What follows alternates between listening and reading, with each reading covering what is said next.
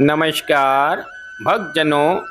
आज मैं शिव पुराण महात्म श्री रुद्र संहिता द्वितीय खंड के 20वें अध्याय का वर्णन करूंगा।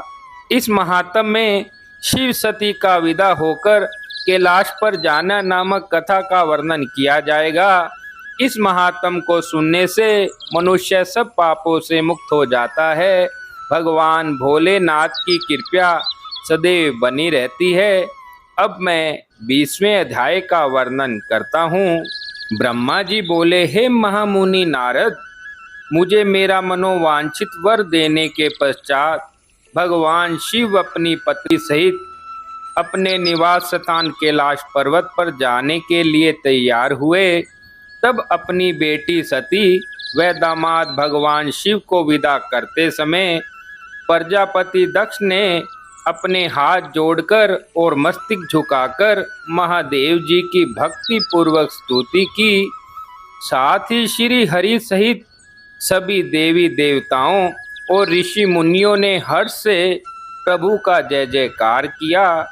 भगवान शिव ने अपने ससुर प्रजापति दक्ष से आज्ञा लेकर अपनी पत्नी को अपनी सवारी नंदी पर बैठाया और स्वयं भी उस पर बैठकर कैलाश पर्वत की ओर चले गए।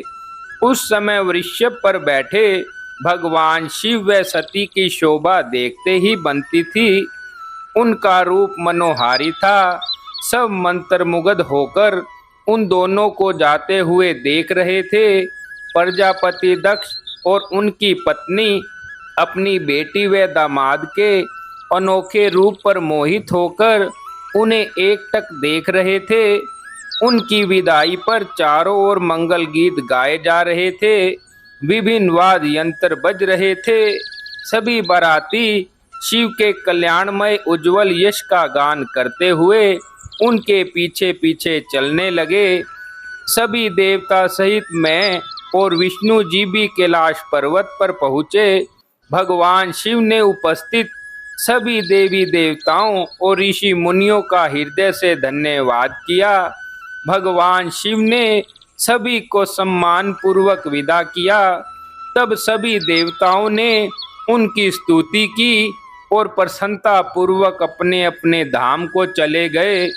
तत्पश्चात भगवान शिव और देवी सती सुखपूर्वक अपने वैवाहिक जीवन का आनंद उठाने लगे। सूत जी कहते हैं, हे मुनियों, मैंने तुम्हें भगवान शिव के शुभ विवाह की पुण्य कथा सुनाई है। भगवान शिव का विवाह कब और किससे हुआ, वह विवाह के लिए किस प्रकार तैयार हुए, इस प्रकार मैंने सभी प्रसंगों का वर्णन तुमसे किया है।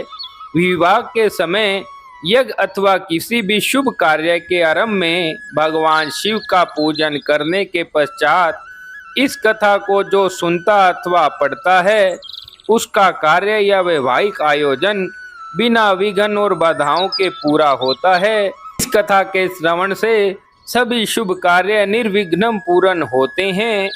इस अमृतमयी कथा को सुनकर जिस कन्या का विवाह होता है वह सुख, सौभाग्य, सुशीलता और सदाचार आदि सद्गुणों से युक्त हो जाती है। भगवान शिव की कृपा से पुत्रवती भी होती है। इस प्रकार 20वें अध्याय को आज पूर्ण किया जाता है।